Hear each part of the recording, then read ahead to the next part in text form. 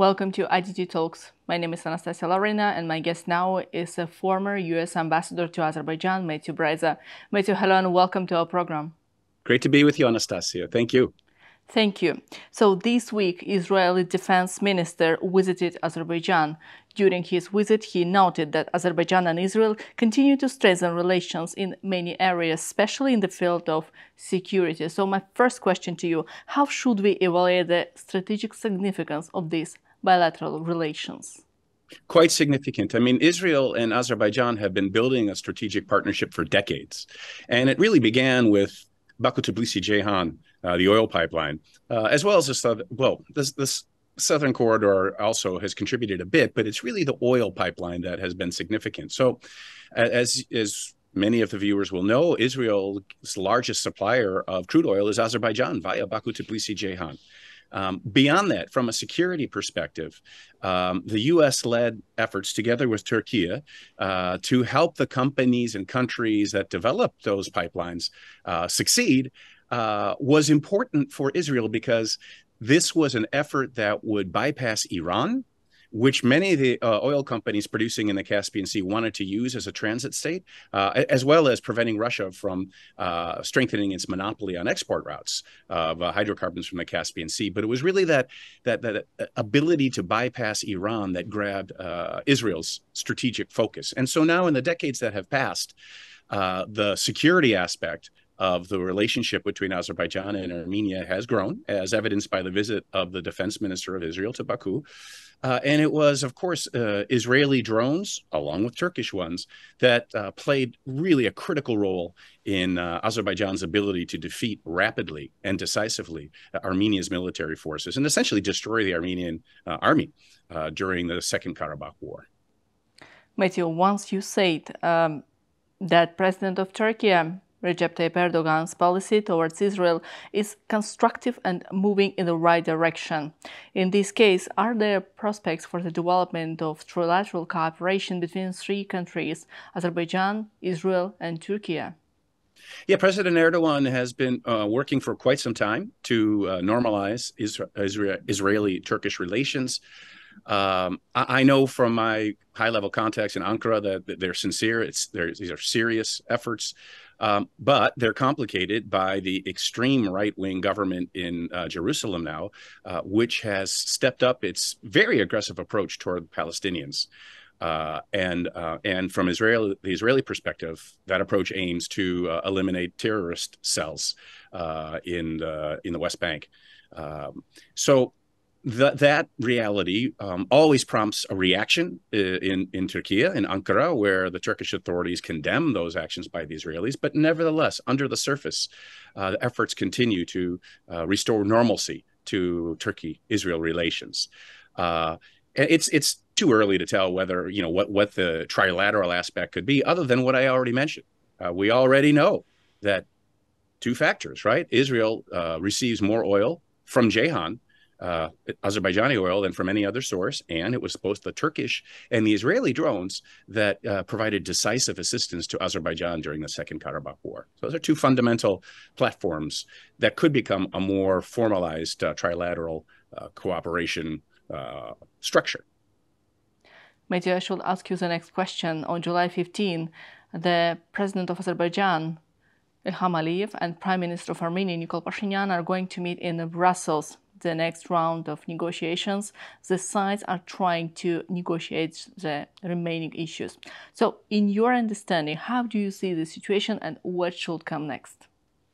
Well, I think it's great that Charles Michel continues his mediation effort. It's been successful so far, and it's really great that Secretary of State Blinken also contributes in tandem or in coordination with Charles Michel. And it's that sort of cooperation is a clear sign that the Minsk group is dead.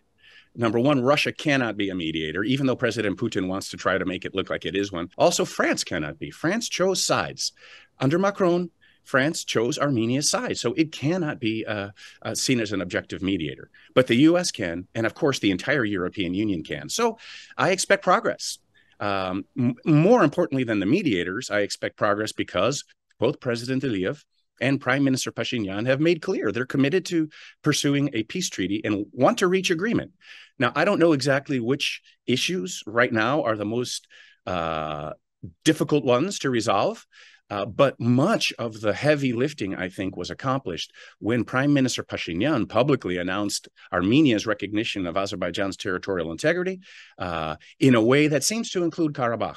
That is something that, even though Armenia had never recognized formally Karabakh's independence, the fact that the prime minister now comes out publicly with so much opposition to any agreement with Azerbaijan, stoked by the revanchists in Armenia, shows his deep commitment and is really a big achievement already of the negotiation. So I expect progress.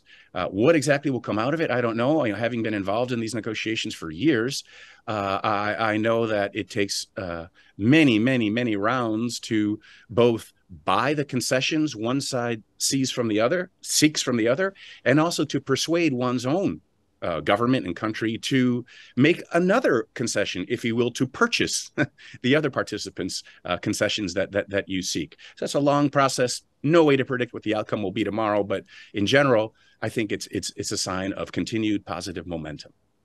Matthew, I do remember several times we had a chance to speak with you about the situation in the region, about the prospects for the peace agreement to be reached by Armenia and Azerbaijan. And several times you say that there is a potential threat for Prime Minister of Armenia, Nikol Pashinyan, because of a high level of nationalism in that country.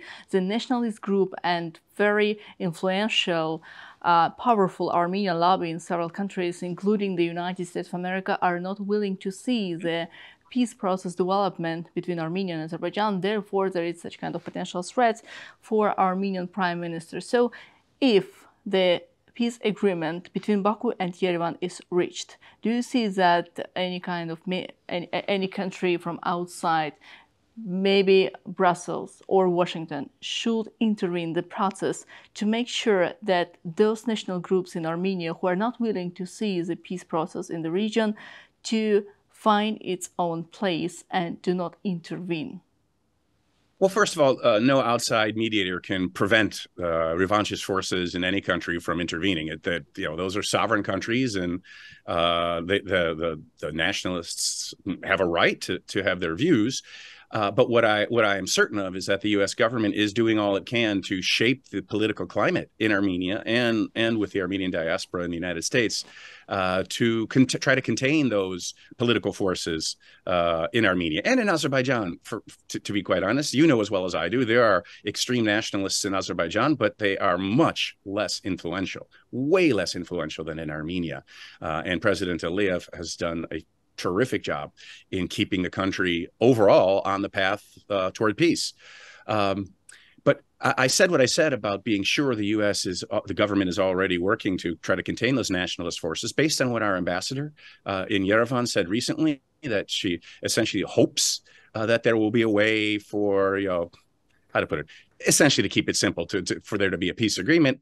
And that I think she said that the Armenian residents of Karabakh will feel safe and secure. And she got attacked by those nationalist forces in Armenia for somehow supporting Azerbaijan's side in wanting the Armenian residents of Karabakh to become citizens of Azerbaijan and to live in peace and safely.